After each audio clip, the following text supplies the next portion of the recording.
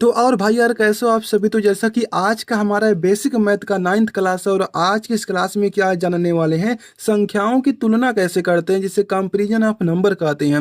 अब चलिए, यानी कि ये कंपैरिजन ऑफ नंबर होता क्या है। जैसे मान लीजिए आपके पास दो या दो से अधिक नंबर हो सकते हैं और उसमें ये बताना होता है कि कौन सा नंबर बड़ा है, कौन सा छोटा है, कौन सा बराबर है, यही सब चीज़ें बताना होता है। अब वो सब कैसे बताते हैं, हम सिंबल से बताते हैं। जैसे मान लीजिए अगर इस तरह से सिंबल है तो इसका मतलब होता है ग्रेटर देन। क्या होता है, इसका मतलब होता है ग्रेटर देन होता है। और इससे हम क्या मतलब कि इसका मतलब होता है हिंदी में से बड़ा, से बड़ा। और इसी तरह से एक होता है इस तरह से, इसे बोलते हैं लेस देन, लेस देन बोलते हैं, यानी कि से छोटा। किससे छोटा, जो नंबर होगा उससे छोटा। अब यहाँ पर इस तरह से साइन है, ये तो आप जानते होंगे, इससे कहते हैं इक्वल। इक्वल का मतलब होता है बराबर। क्या होता है, बराबर होता है।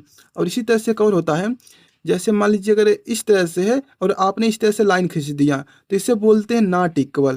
क्या बोलते हैं, नॉट इक्वल, यानी कि बराबर नहीं है। इसका मतलब ये हुआ कि बराबर नहीं है।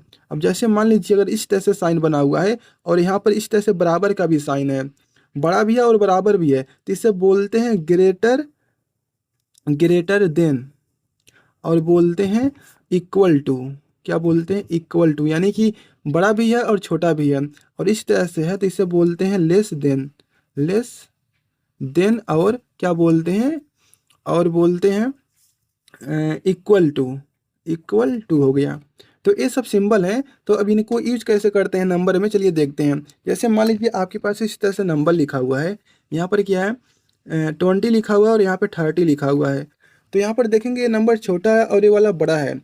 तो जो बड़ा नंबर होगा ना उसके और क्या होता है, इस तरह से सिंबल बनाते हैं, इस तरह से। आप इसको मत एक टाइम के लिए देखिए। इसका मतलब क्या है, ग्रेटर देन, इसका मतलब है लेस देन। तो आप देखेंगे ना जो नंबर बड़ा होगा ना उसके ओर ऐसा बनेगा, ठीक ऐसा रहेगा सिंबल। जो नंबर छोटा होगा ना उसके ओर ऐसा होना चाहिए। जैसे अगर मैं इसे आपको समझाऊं, जैसे मान लीजिए यहाँ पे 5 लिखा हुआ है, यहाँ पे 10 लिखा हुआ है, ठीक।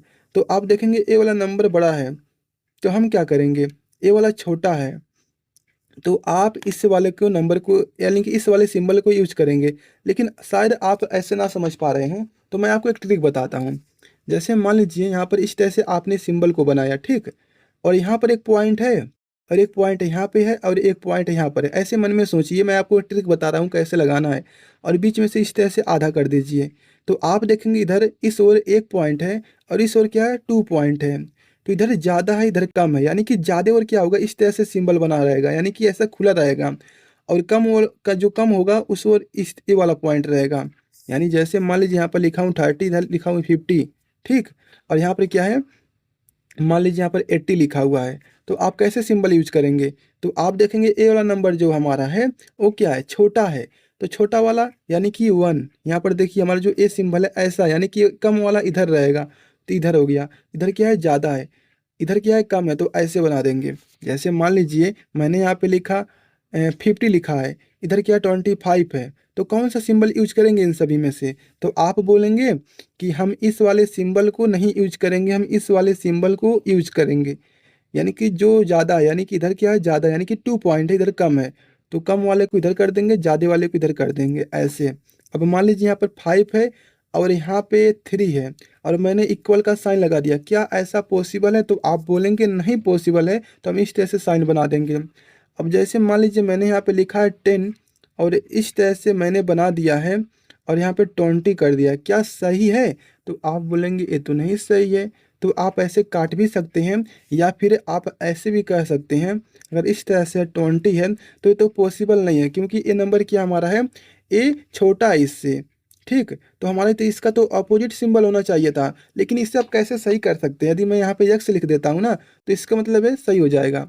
कैसे सही हो जाएगा, अब देखिए हमारा इसका वैल्यू फिक्स नहीं है, लेकिन आप इतना पता लगा सकते हैं कि जो इधर वैल्यू रहेगा ना वो क्या होगा हमारा, यहाँ पर वो माइनस में रहेगा, क्योंकि जब आप माइनस से मल्टीप्लाई करेंगे तो हमारा ये छोटा यहाँ पे हो जाएगा। या फिर यहाँ पर कोई ऐसा नंबर हो सकता है, जैसे मान लीजिए मैं अगर यहाँ पे 1/5 कर दूँ तो यहाँ पर देखिए क्या हो जाएगा, हमारा 20 और 1/5 हो जाएगी। जब इसे डिवाइड करेंगे हम तो यहाँ पे आ जाएगा कितना, 4 आ जाएगा। तो इस तरह से हमारा ये नंबर बन जाएगा, ये सही हो जाएगा।